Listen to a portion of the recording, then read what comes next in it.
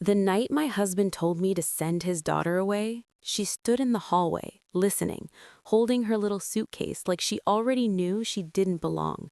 I had one choice to make: walk away like everyone else, or stay and change her entire life. Chapter 1. The Night She Was Left. I didn't expect the room to feel this small. It was one of those auditoriums in downtown Austin, polished wood, soft golden lighting, the kind of place where people dressed like their lives made sense. I sat in the back row in a navy dress I had bought on clearance the week before, smoothing the fabric over my knees like that might quiet the tightness in my chest. On stage, they were calling names, one after another. Applause, smiles, handshakes, the usual rhythm of success. I wasn't really listening. My eyes kept drifting to the second row. Marcus sat there, shoulders relaxed, one arm draped over the back of his chair like he belonged in the story being told. Next to him, Dana held her purse in both hands, chin lifted, already wearing the expression she used when she wanted people to believe she approved of something. My mother, Lorraine, leaned slightly forward, her lips pressed into a polite smile that didn't quite reach her eyes. They all looked comfortable. That was the part that got me. As if the past 10 years had somehow rearranged themselves into something easier to remember. Then they called her name, Serafina Cole. Sarah stood up, smoothing down the front of her dress, not rushing, not hesitating either. 18 years old and somehow steadier than most adults I knew. She walked to the stage like she had always known how to carry herself under a spotlight. The applause grew louder. The host said something about emerging voices, about resilience, about stories that matter. I didn't catch the rest. I was watching her hands. They didn't shake. That used to be the first thing I looked for, the tremor, the sign that she was about to unravel. But there was nothing. Just calm. She reached the microphone and paused. Not the kind of pause people use to be dramatic, a real one, the kind that stretches just long enough to make the room lean in without realizing it.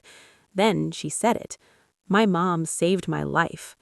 It took a second for the words to land, for the room to process what she had actually said. Not stepmom, not my dad's wife, my mom. The applause came a beat late, louder than before, filling the space like something breaking open. But I wasn't listening to that either. I was watching the second row. Marcus blinked like he hadn't heard correctly. Dana's smile tightened, then disappeared entirely. Lorraine's eyes dropped to her lap, her fingers suddenly very interested in the edge of her program. It was almost synchronized, the shift, from certainty to something else. I didn't look at them for long. I didn't need to. I looked back at Sarah. She didn't look at them at all. And that was when it hit me. Not all at once, but like something settling into place. The years, the choices, the quiet, stubborn decisions that never felt important in the moment. They had all led here. 10 years earlier, there had been no stage, no applause, no neat lines about resilience. There had just been a knock on the front door. It was late afternoon in the spring of 2014, the kind of Texas day where the air feels heavy even in the shade. I remember because I had just finished wiping down the kitchen counters, the house still smelling faintly of lemon cleaner, when the door opened before I could get to it. Marcus didn't wait. He stepped inside like he always did, keys still in his hand, but this time there was someone behind him. A girl. Small. Too small for her age, though I didn't know that yet. Her shoulders were drawn in tight, like she was trying to take up less space. One hand gripped the handle of a worn suitcase, the kind with scuffed corners and a zipper that didn't quite close all the way. Her eyes moved quickly, taking everything in, the walls, the floor, me, then back to the floor again. "This is Sarah," Marcus said. That was it. No explanation, no warning, no conversation we had forgotten to have, just a name dropped into the middle of my living room like it had always belonged there. I remember nodding. I remember saying something polite, something neutral, like it was a neighbor's kid stopping by and not a child who had just been placed in the center of my life without asking. "Hi, Sarah." She didn't answer, just tightened her grip on the suitcase. Marcus set his keys down on the counter, already moving past the moment like it was over. "She'll stay here for a while," he added, like he was talking about a piece of furniture. A while. I didn't ask how long. I didn't ask why. Not yet. That came later. That night, my phone didn't stop ringing. First, Dana. "You need to think about this carefully," she said, her voice already edged with disapproval. "You have your own life, your own responsibilities.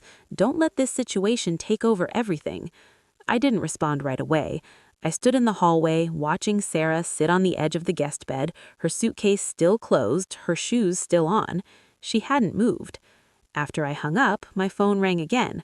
Lorraine this time. "You don't have to do this," she said, softer but no less firm. "This isn't your child. You didn't sign up for this." The words settled somewhere in my chest, heavier than I expected. I didn't answer her either. Over the next few days, the house changed, not in obvious ways. The furniture stayed the same, the routines mostly did too, but there was a tension that hadn't been there before, something quiet and constant. Sarah moved through the space like she was borrowing it. She spoke only when spoken to, ate quickly, cleaned up after herself without being asked, and she never unpacked. The suitcase stayed at the foot of the bed, zipper half open, clothes folded tightly inside like they were packed by someone who expected to leave again soon. Marcus, meanwhile, started coming home later. At first, it was small things, a meeting that ran long, traffic, a last-minute call. Then it became normal. He stopped asking about dinner, stopped noticing when Sarah didn't speak, stopped noticing a lot of things. One evening, I stood in the kitchen listening to him talk on the phone in the other room, his voice low, almost careful. I couldn't hear everything, just pieces. "Yeah, I'll handle it." "No, it won't be a problem." "I'll figure something out." When he came back into the kitchen, he didn't meet my eyes. "We'll talk later," he said. We never did. A few days after that, I heard it. Lorraine's voice, sharp through the phone, not meant for me, but not exactly hidden either. "Just send her back." I froze in the hallway. "She's going to complicate everything," Lorraine continued. "This isn't your responsibility." I turned slightly, enough to see Sarah standing at the corner, half hidden by the wall. She wasn't supposed to be there. Her face didn't change. That was the worst part. No tears, no anger, just a stillness that didn't belong on a child. Later that night, everything came apart. Marcus came home early, too early. For a moment, I felt relief. Maybe we would finally talk. Maybe we would figure out what this was, what we were doing, how we were going to make it work. He stood in the kitchen, hands braced on the counter, like he was about to deliver a report. "I'm leaving," he said. No build-up, no hesitation, just a statement. I listened, but it felt distant, like the words were passing through me instead of landing. Then he sighed, like he was tired of explaining. "You can keep the house," he added. "It's better for the boys." And then, almost as an afterthought, "The only issue is her." I felt something shift in the room. Marcus rubbed his forehead like he was solving a problem that refused to cooperate. "Jessie doesn't want her. My mom can't take her right now. Ashley isn't ready for a kid." He looked at me then, finally. "She's not needed by anyone," he said, his voice flat, practical. "So we should just send her back, or somewhere. There are programs." Programs. The word hung there, polite and distant and completely empty. And then I saw her. Sarah stood in the hallway exactly where she had been before, like time had folded in on itself. She had heard everything. Again. She didn't run. She didn't slam a door. She walked towards me slowly, like she wasn't sure her legs would hold, and then she wrapped her arms around my waist, pressing her face into my shirt. "Please don't send me back," she whispered. Her whole body shook. I could feel every tremor, every breath she couldn't quite control. I looked at Marcus over her head. He looked back at me like he was waiting for me to agree, like this was obvious, like this was simple. And that was when everything became clear. Not easy, not convenient, clear. I rested my hand on Sarah's hair, feeling how small she was, how tightly she was holding on, like I was the only thing keeping her from disappearing. "I'm not sending her anywhere," I said. The words didn't come out loud, but they were steady, and for the first time since she had walked through that door, I wasn't unsure. I was certain. If this story touched you, please subscribe and let someone out there feel less alone. Thank you. Chapter 2. Paperwork and Promises. 2 years later, I was sitting across from a man who had made a career out of putting other people's lives into legal language, and he was looking at me like I had just volunteered for something far more complicated than I understood. Daniel Brooks adjusted his glasses, flipping through the stack of documents in front of him with the kind of calm that only comes from seeing the same kind of situation play out over and over again. "This won't be easy," he said, not unkindly, just matter of fact. "You're not her biological parent." I nodded like I hadn't already learned that lesson the hard way. The office smelled faintly of coffee and paper, the kind of neutral, forgettable scent that makes everything feel procedural, like what you're about to decide is just another case file. But it wasn't. Not to me. Not to her. The first year after Marcus left didn't feel like a year at all. It felt like a series of small collapses that never quite stopped long enough for me to catch my breath. Money was the first thing to go. When I stopped teaching full-time, it wasn't a decision I sat down and made. It happened gradually, like something slipping through my fingers before I realized I was holding it. Sarah needed more than I could give between lesson plans and grading papers and pretending everything at home was manageable. Her appointments alone could have filled a calendar. Pediatric cardiology checkups every few months, therapy sessions every week, phone calls in the middle of the day when something at school went wrong. By the time I admitted I couldn't keep doing both, my income had already dropped by nearly half. The bills didn't care. They arrived on time, neatly printed, each one a reminder that doing the right thing didn't come with a discount. Lorraine called more often then. "You can't keep this up," she would say, her voice carrying that quiet urgency that always made it sound like she was the only one thinking clearly. "You're stretching yourself too thin. You have your own future to think about." I would stand in the kitchen, phone pressed between my shoulder and ear, watching Sarah sit at the table with her homework spread out in front of her, her pencil hovering over the page like she was waiting for permission to make a mistake. "I'm managing," I would say. "You're surviving," Lorraine corrected. "That's not the same thing." Maybe she was right, but surviving was enough for me. At least, it had to be. The school calls started not long after. The first one came on a Tuesday afternoon. I remember because I was folding laundry, the hum of the dryer in the background, when my phone lit up with a number I didn't recognize. "This is Principal Keene from Westlake Middle School," the voice said, measured and controlled. "We need to discuss Sarah's behavior." Behavior. It was always that word. I was sitting in his office the next morning, the chair across from his desk too stiff, too upright, designed to make you feel like you were being evaluated. "Sarah has difficulty adjusting," he said, fingers steepled together. "She's disruptive at times, withdrawn at others. It creates challenges for the classroom environment." I glanced at Sarah, who sat beside me, hands folded in her lap, eyes fixed on the floor. "She's not disruptive," I said. "She's overwhelmed." He gave me a polite smile that didn't quite hide the doubt behind it. "We all want what's best for her," he said, "but we also have to consider the other students." There it was, the implication, that she was the problem, that I was part of it. The meeting ended the way those meetings always do, with a list of suggestions that sounded reasonable and felt impossible. More structure, more communication, more consistency. More of everything I was already trying to give. The call came 3 weeks later. This time there was no meeting, just urgency. "You need to come to the school immediately." By the time I got there, my hands were shaking. They led me to the nurse's office. Sarah was curled on the narrow bed, her knees pulled to her chest, her breathing uneven, sharp, like each inhale had to fight its way in. Her face was pale, her eyes wide, unfocused. "Sarah," I said, moving toward her, trying to keep my voice steady. She didn't respond at first, just kept breathing like she was drowning on dry land. I sat beside her, placing my hand lightly on her back, feeling the rapid rise and fall, the tension in every muscle. "It's okay," I whispered. "You're okay." It took several minutes before her breathing slowed, before her body stopped trembling enough for her to look at me. "I thought I couldn't breathe," she said, her voice small, almost confused. "I know." I didn't tell her it was a panic attack.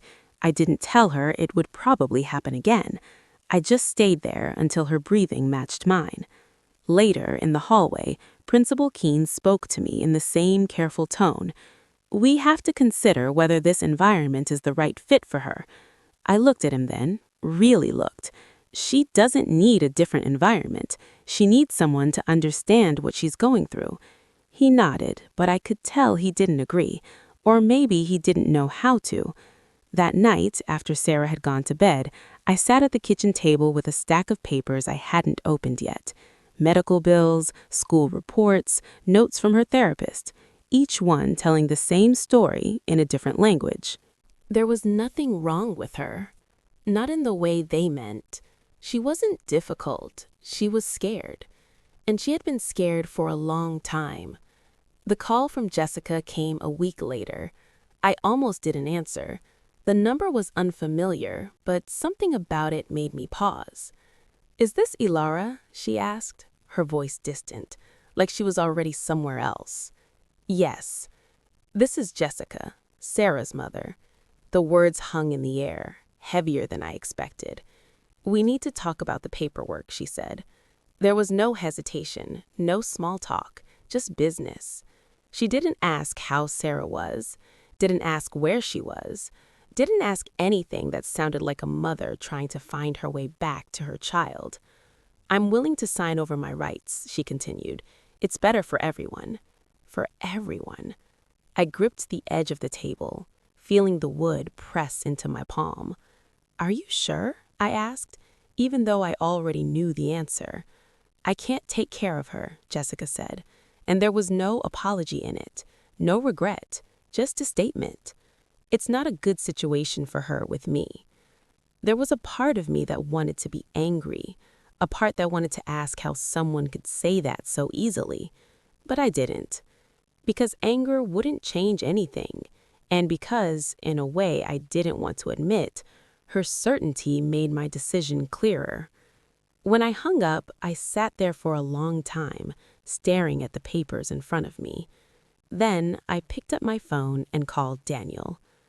The court date was set for early 2017. The weeks leading up to it blurred together into preparation. Daniel gathered everything: medical records, school reports, statements from her therapist. "We built a timeline," he said, tapping the pages in front of him. "We show the pattern, the abandonment, the instability on his side, the consistency on yours." Consistency. It sounded stronger than it felt. The day of the hearing, the courtroom felt colder than it should have. Marcus didn't look at me when he walked in.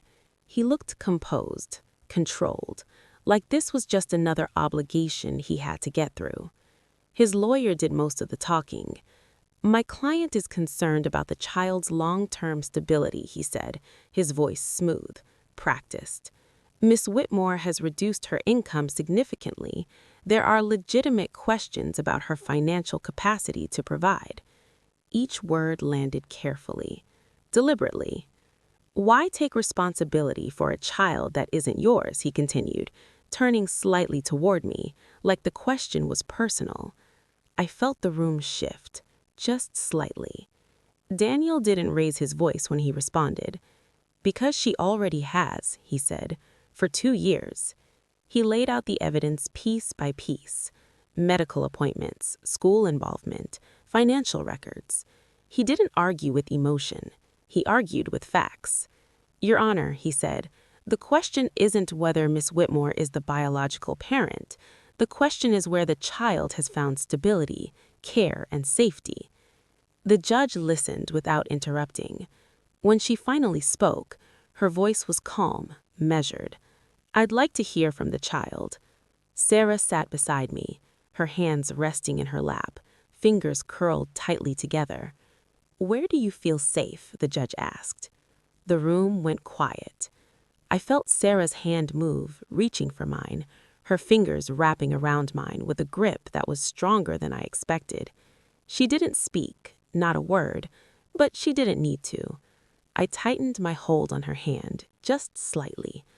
The judge nodded, like she understood something that didn't need to be said out loud.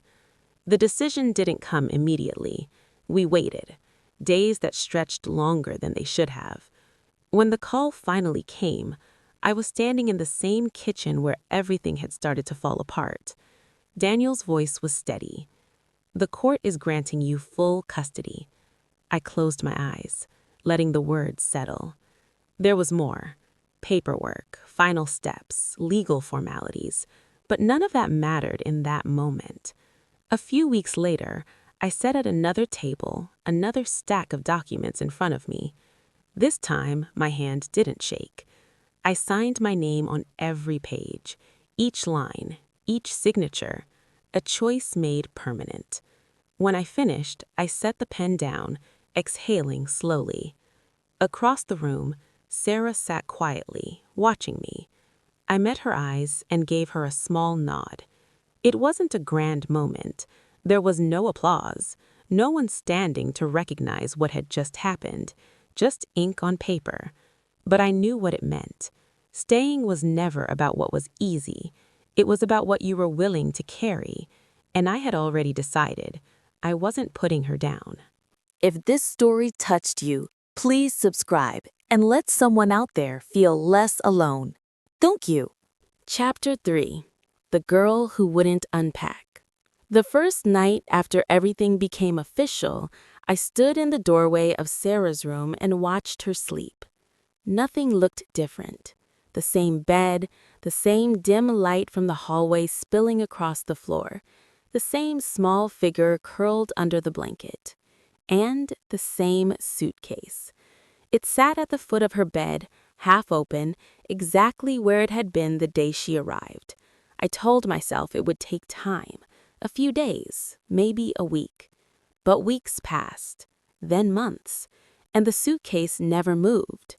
By the time we reached the end of 2017, it had become part of the room, like a piece of furniture no one acknowledged anymore, except me.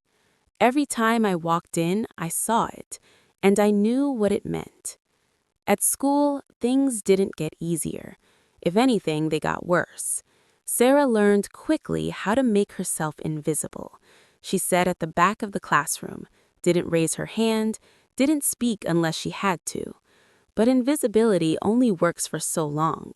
Kids notice differences. They notice quiet. They notice anything that doesn't fit. The first time I heard about the bullying, it came from another parent. "I saw your daughter at recess today," she said casually, like she was commenting on the weather. "She seems alone." Alone was a polite word. What she meant was isolated. What she meant was excluded. When I asked Sarah about it that night, she shrugged. "It's fine." It wasn't. The calls from the school continued. This time, the tone had shifted. Less concern, more frustration. "We're seeing patterns," Principal Keene said during another meeting, his voice controlled but firm. "Difficulty integrating, resistance to participation." "She's not resisting," I said. "She's protecting herself." He didn't respond to that. Instead, he slid a piece of paper across the desk. "We think it might be worth considering a different placement." The word hung there. Placement. Like she was something to be relocated. Sarah sat beside me, hands folded, eyes down. I felt something tighten in my chest. "We're not moving her," I said.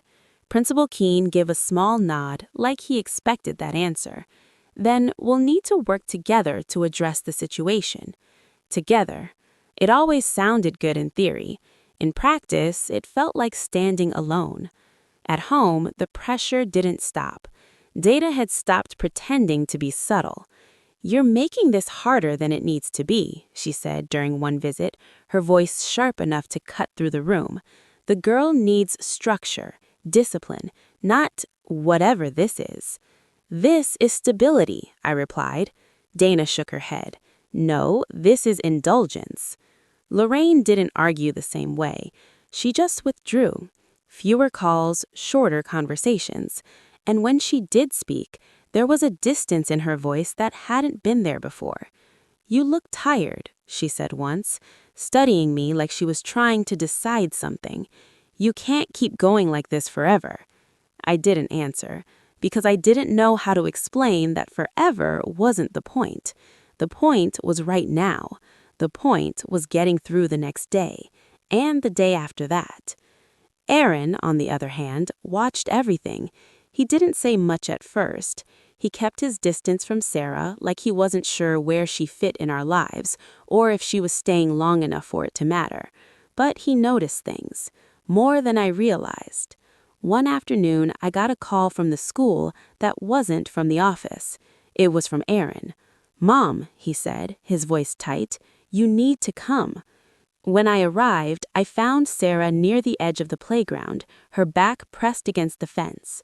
3 kids stood in front of her, not hitting, not yelling, just talking. But the way they were talking, the way Sarah's shoulders had drawn in, told me everything I needed to know. Aaron stood a few feet away, his jaw clenched. "Leave her alone," he said. One of the kids rolled his eyes. "Why do you care? She's not even your real sister." The words landed harder than anything else. For a second, no one moved. Then Aaron stepped forward. "She's my family," he said. Simple, clear, no hesitation. The kids backed off after that. Not because they understood, but because the moment had shifted. Later that night, Aaron sat at the kitchen table staring at his plate. "You didn't have to do that," I said quietly. He shrugged. "I know." He hesitated, then added, "But someone had to." It wasn't much, but it was something. The first shift, the first crack in the distance between them. For a while, things settled. Not better, but quieter. Until the call. I was in the living room when I heard Lorraine's voice through the phone, sharper than usual. "You're ruining your life," she said, "for a child that isn't even yours?" I froze. Not because of what she said, but because of who was standing in the hallway. Sarah. Again. It was becoming a pattern. She heard the things that mattered most, the things people didn't think she was listening for. Our eyes met for a brief second, then she looked away. Later that week, the situation at school escalated. Her English teacher called me in. "We have concerns about the authenticity of Sarah's work," she said, her tone careful. Authenticity. I felt a familiar tension rise. "Are you saying she cheated?" I asked. "I'm saying the writing doesn't match her performance in class." I looked at the paper in front of me. It was good. Better than good. It was honest in a way that made people uncomfortable. "That doesn't mean it's not hers," I said. The teacher hesitated. "We just want to make sure she's being supported appropriately." Supported. Or doubted. When I told Sarah about the meeting, she didn't react the way I expected. She didn't get angry, didn't argue. She just nodded. "Okay." That night, I found her sitting on the floor of her room, her back against the bed, the suitcase still open beside her. "You don't have to prove anything to them," I said. She didn't look up. "I know." There was a pause. Then she added quietly, "But if I don't, they'll be right." The days after that felt heavier, like something was building beneath the surface. I didn't see it clearly until it was too late. It was a Friday afternoon in early 2018. I got home from work, set my keys on the counter, and called out her name. No answer. I checked her room. The bed was empty. The suitcase was gone. For a moment, everything went quiet. Then everything moved at once. I called her phone. No answer. I checked the backyard. the street. Nothing. Aaron came down the stairs, his face pale. "She left," he said. My heart dropped. "Left where?" He shook his head. "I don't know." I didn't think. I just drove. Every place I could think of. The park, the library, the school. Then it hit me. The bus station. By the time I got there, the sky was already starting to darken. People moved around me in every direction, voices overlapping, announcements echoing through the space. And then I saw her, sitting on a bench, the suitcase at her feet, waiting. She looked smaller somehow, like the space around her had grown too big. I walked toward her slowly, not wanting to startle her, not wanting to push her into running. She didn't look up right away. Only when I was close enough to sit beside her did she turn her head. For a second, neither of us spoke. Then she said it. "I thought if I leave first, it won't hurt as much." Her voice was steady, too steady. I felt something break open in my chest. I didn't reach for her. I didn't try to pull her back. I just sat down next to her. "Then I'll sit here with you," I said. She looked at me, confusion flickering across her face. "You don't have to," she said. "I know." Silence settled between us. Not uncomfortable, not empty, just there. People moved around us, announcements came and went. Time passed. Slowly her shoulders dropped, her grip on the suitcase loosened. "I didn't think you'd come," she admitted. I exhaled quietly. "I told you I'm not going anywhere." She didn't respond, but she didn't stand up either. We stayed there until the station started to quiet down, until the urgency of leaving had nowhere left to go. Finally, she stood. Not because I told her to, because she chose to. The drive home was quiet, not tense, just quiet. When we got back, she carried the suitcase into her room and set it down in the same place it had always been. For a moment, nothing happened. Then she knelt down, unzipped it fully, and started taking things out, one by one, folding them into drawers, hanging them in the closet, not rushed, not hesitant, just steady. I stood in the doorway watching. She didn't look at me, didn't say anything, but she didn't stop either. By the time she was done, the suitcase was empty. For the first time since she had walked into my life, there was nothing packed, nothing ready to leave. I leaned against the doorframe, letting out a breath I didn't realize I had been holding. It wasn't a declaration, not a promise spoken out loud, but it meant something. Not that she believed she belonged, not yet, but that she believed just enough that I wasn't going to leave her behind. If this story touched you, please subscribe and let someone out there feel less alone. Thank you. Chapter 4. The Years No One Saw. The change didn't happen all at once. It never does. There wasn't a single moment where everything shifted and suddenly made sense. It was slower than that, quieter, like watching something grow without realizing how much time had passed until you looked back and saw it differently. By the time 2019 came around, Sarah was still quiet, but she wasn't disappearing anymore. That was the difference. She still sat near the back of the classroom, still spoke less than most kids her age, but when she did speak, people listened. At first, I didn't know why. Then one afternoon, I found out. I was in the kitchen when I noticed a notebook sitting on the counter. It wasn't one of her school notebooks.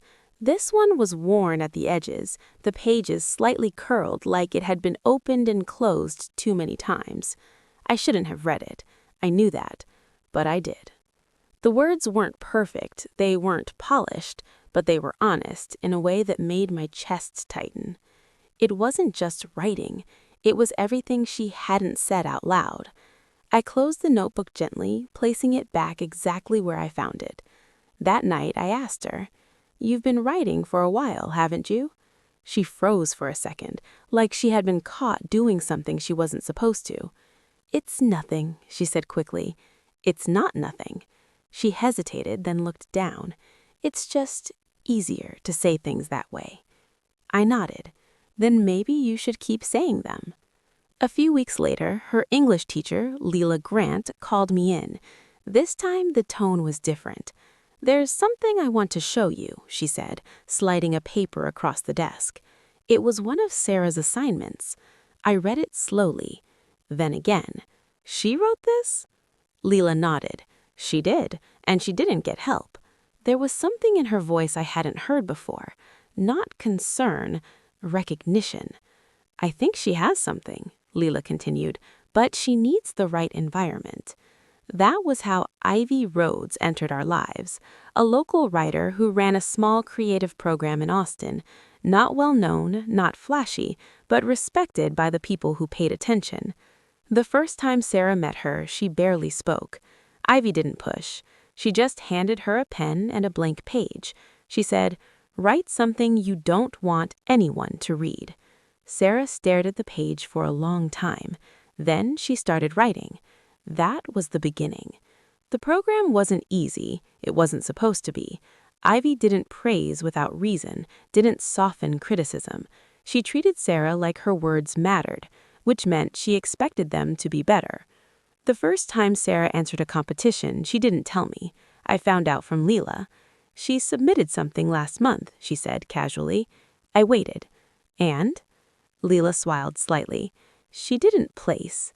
That night, I found Sarah sitting at the kitchen table, her notebook closed in front of her. "I heard about the contest," I said. She didn't look up. "It doesn't matter." "It mattered enough for you to enter." She let out a quiet breath. "I thought maybe I was good enough." There was a pause. Then, softer. "I'm not special." The words weren't dramatic. They were quiet, certain. I pulled out the chair across from her and sat down. I said, "Then prove them wrong." She looked at me, something shifting behind her eyes. I didn't say anything else, because she didn't need reassurance. She needed direction. The next few years were built on that. Small steps, small wins, and a lot of things no one else saw. I picked up extra hours wherever I could. After-school programs, weekend shifts, anything that filled the gaps. By 2022, I transitioned into a counselor position at the school district. It paid a little better. It gave me more flexibility. It also meant I spent my days helping other kids through things I understood too well. At home, Sarah kept writing. She didn't talk about it much, but I saw the change. The way she carried herself, the way she didn't shrink quite as quickly when someone looked at her. By 2023, her work started getting noticed. Small publications, local programs, nothing big, but enough. Enough for people to start paying attention. And that's when he came back. It was 2021. I opened the door, and there he was, Marcus. Standing on the porch, like he had every right to be there. He looked different. Not older, exactly. More put together. Pressed shirt, clean lines, the kind of look that said he had figured things out. "Ilara," he said, like we were picking up a conversation that had only been paused. "What are you doing here?" He glanced past me toward the house. "I want to see my daughter." The word hit harder than I expected. Daughter? You haven't wanted that in years. I've had time to think. Of course he had. And now, he met my eyes. "I think she deserves more stability." I almost laughed. "She has stability." He shook his head slightly, like I was missing the point. "She has you. That's not the same thing." That was when I understood. This wasn't about her. It was about value, about what she had become and what he could claim. The court date came faster this time. Marcus didn't disappear. He prepared. His lawyer was sharp, precise. "Miss Whitmore has done her best," he said, his tone controlled. "But emotional attachment does not equal long-term stability." There it was again. Stability. Always that word. Daniel stayed calm. He didn't argue the emotion. He argued the facts. Timeline of absence, financial records, evidence of the condo purchase, the lack of involvement. Marcus sat there, composed, listening, like it didn't concern him, like he was observing something instead of being part of it. When the judge spoke, the room quieted. She reviewed everything, carefully. Then she looked at Sarah, not with pity, with expectation. Sarah sat straight, her hands resting in her lap. She didn't look at Marcus, not once. That was the difference this time. She didn't need to. The decision came quickly. Custody remains unchanged, just like that. No hesitation, no doubt. Marcus's jaw tightened just slightly. It was the first crack. He looked at Sarah then, really looked, waiting, expecting something.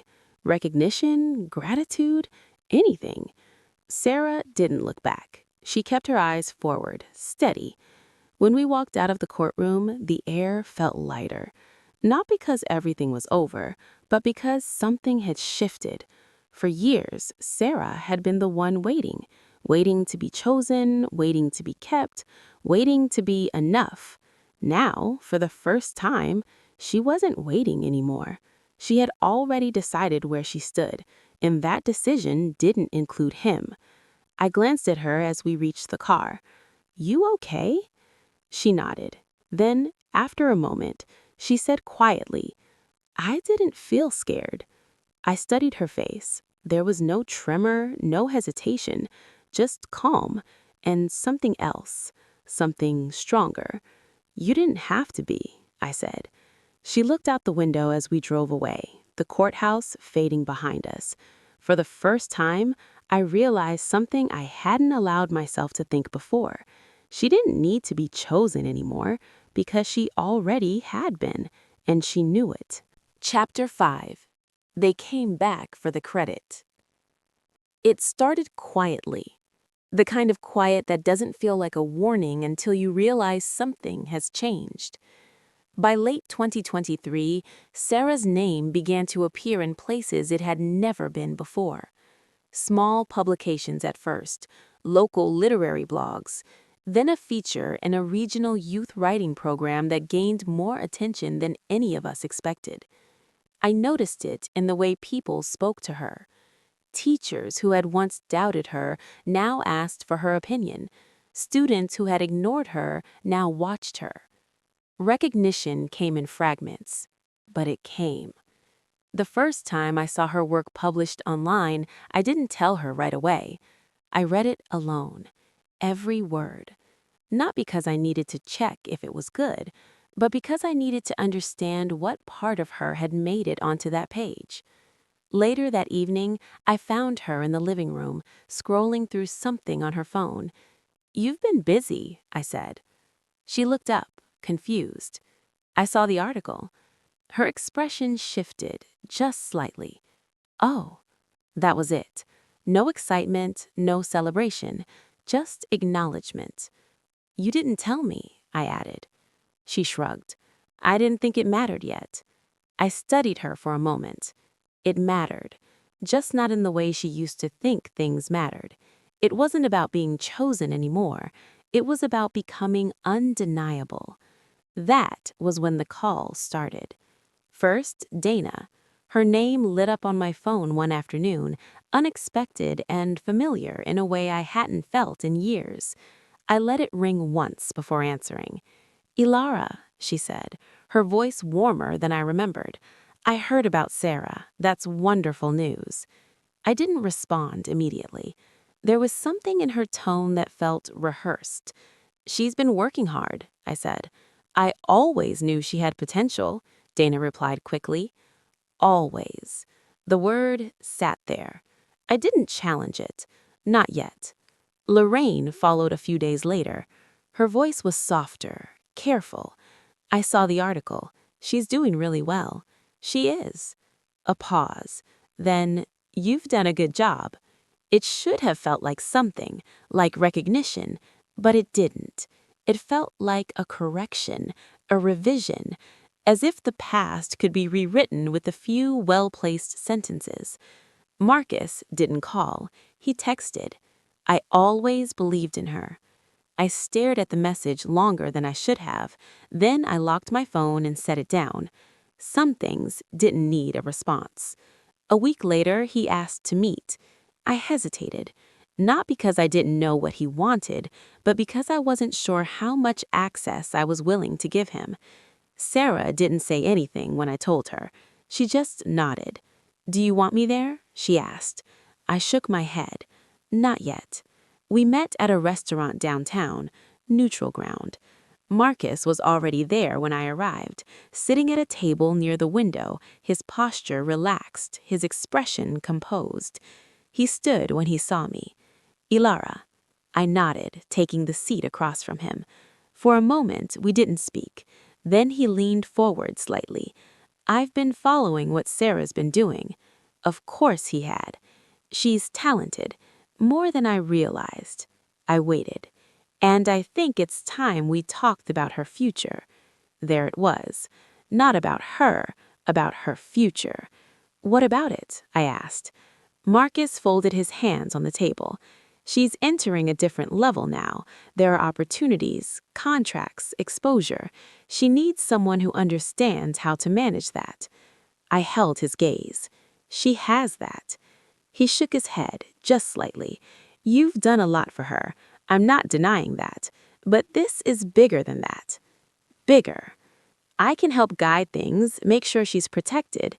Protected. The word sounded familiar and empty. "You mean control," I said. Marcus's expression didn't change. "I mean responsibility." I let the silence stretch between us. Then I said, "You lost the right to define that a long time ago." He didn't argue. He didn't raise his voice. He just leaned back, studying me. "I'm not trying to take her away," he said. "I'm trying to be part of her life." Part.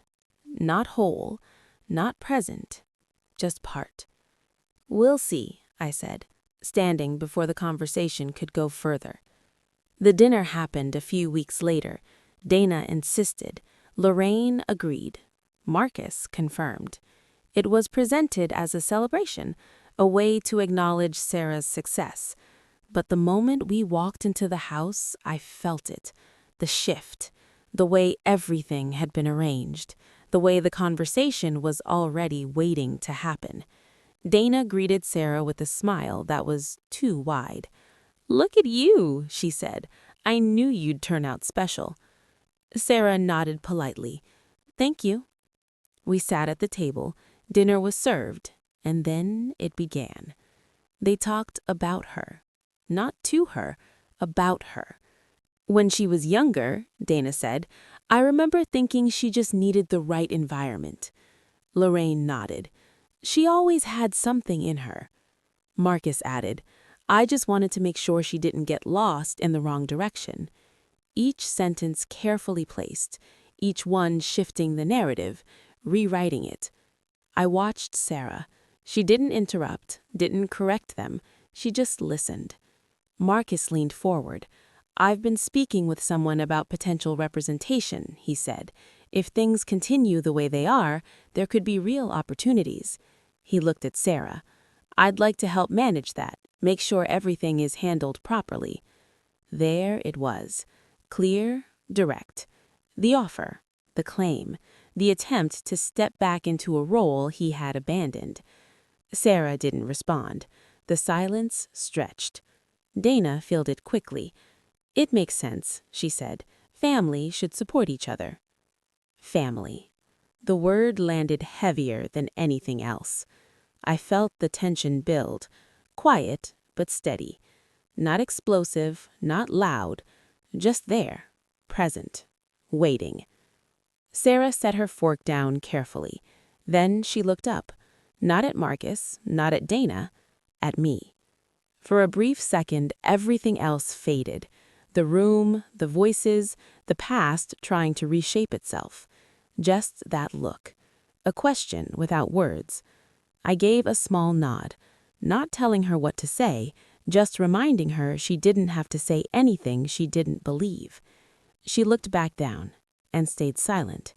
The conversation continued around her, but she didn't engage, not once. When dinner ended, we left without ceremony. No confrontation, no arguments, just a quiet exit. In the car, the silence felt different. Not heavy, not uncertain, just settled. A few days later, the letter arrived. An official invitation, National Young Writers Award, Austin, Spring 2024. Sarah read it once, then again, then set it down on the table. "They want me to speak," she said. I nodded. "They do." She was quiet for a moment. Then she asked, "If I say the truth, will it hurt them?" I leaned back slightly, considering the question, not because I didn't know the answer, but because I wanted her to understand it. "Truth doesn't hurt people, it reveals them," I said finally. She looked at me, searching for something. Maybe permission, maybe reassurance.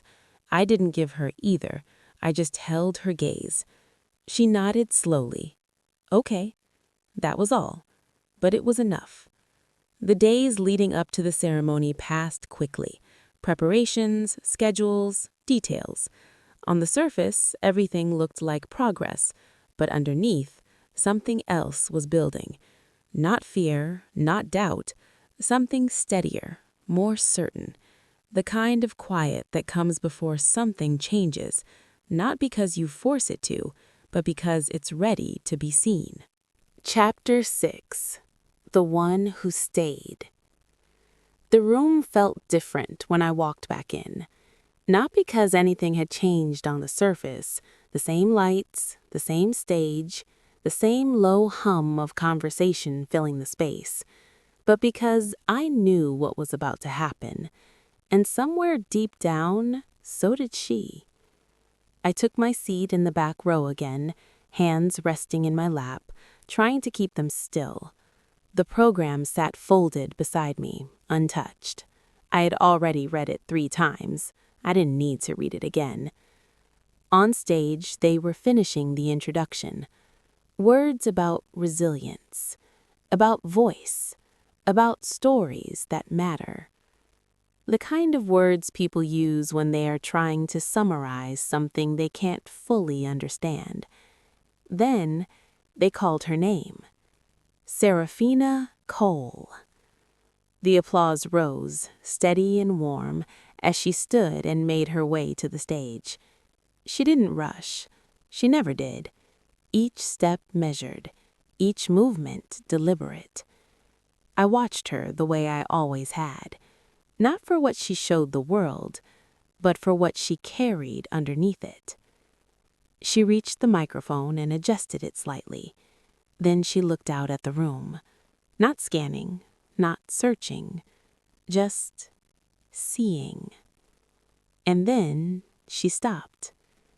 The silence came slowly, not because the room expected it, because she created it. A few seconds stretched, longer than they should have. I felt it in my chest, the way time seems to pause just before something shifts. Then she spoke. "My mom saved my life." The words landed softly, but they didn't stay that way. They spread across the room, through the rows of people who had come to watch, to celebrate, to listen. And then something changed. Not loud, not dramatic, just undeniable. There was a pause, long enough for the meaning to settle, long enough for the room to understand what had just been said. Then she continued. "Not the one who left." Her voice didn't shake. "Not the ones who called me a burden." Each word clear, intentional. The one who stayed. I didn't move. I didn't breathe. I just listened. The silence broke. Applause filled the space, louder this time, rising from every direction. But I didn't hear it the way everyone else did. I was watching the second row. Dana's hands were frozen in her lap, her expression caught somewhere between disbelief and something she couldn't quite control. Lorraine had lowered her gaze, her shoulders slightly hunched, as if she could make herself smaller in the moment. Marcus sat still, his jaw tight, his hand gripping the armrest just a little too hard. None of them spoke. They didn't need to. Everything they had said over the years had already been answered, and they had no way to change it now. On stage, Sarah didn't look at them. Not once. She looked at me, just for a second, but it was enough. The rest of the room faded. The applause, the lights, the people, all of it. And in that moment, I saw everything at once. The suitcase at the foot of her bed, half open, always ready. The night she stood in the hallway, listening to words she was never supposed to hear. Please don't send me back. The bus station, the way she sat there, waiting to leave before anyone else could leave her. I thought if I leave first, it won't hurt as much. And the way she had finally unpacked, not because she believed she belonged, but because she believed I wouldn't go. The years in between, the quiet ones, the ones no one saw. The nights spent at the kitchen table, papers spread out, bills stacked in uneven piles. The mornings that started too early and ended too late. The small victories that didn't look like anything to anyone else. And the losses that never made it into any story. All of it led here. Not because it was planned, because it was lived. On stage, Sarah finished her speech. It wasn't long. It didn't need to be. She didn't explain everything. She didn't justify anything. She just told the truth. And that was enough. When she stepped away from the microphone, the applause followed her. Not fading, not diminishing, just continuing, as if the room understood in its own way what had just happened. I stayed where I was. I didn't rush forward. I didn't need to. She found me. We met just outside the auditorium doors, the noise from inside still spilling out behind us. For a moment, neither of us spoke. Then she let out a small breath, almost like a laugh, but softer. Was that too much? I looked at her, really looked, at the way she stood now, at the steadiness in her eyes, at the absence of fear. No, I said. It was exactly enough. She nodded, absorbing that. Then she glanced back toward the doors. They're probably not happy. I followed her gaze, though I didn't need to see them to know. They'll be fine, I said. She turned back to me. Did it hurt them? I shook my head slightly. No. There was a pause. Then what did it do? I met her eyes. It showed them who they were. She considered that for a second, then nodded again. Not satisfied, not relieved, just understanding. We walked out into the night together, the air cooler than it had been earlier, the city quieter than usual. No cameras, no applause, no audience, just us, the way it had always been.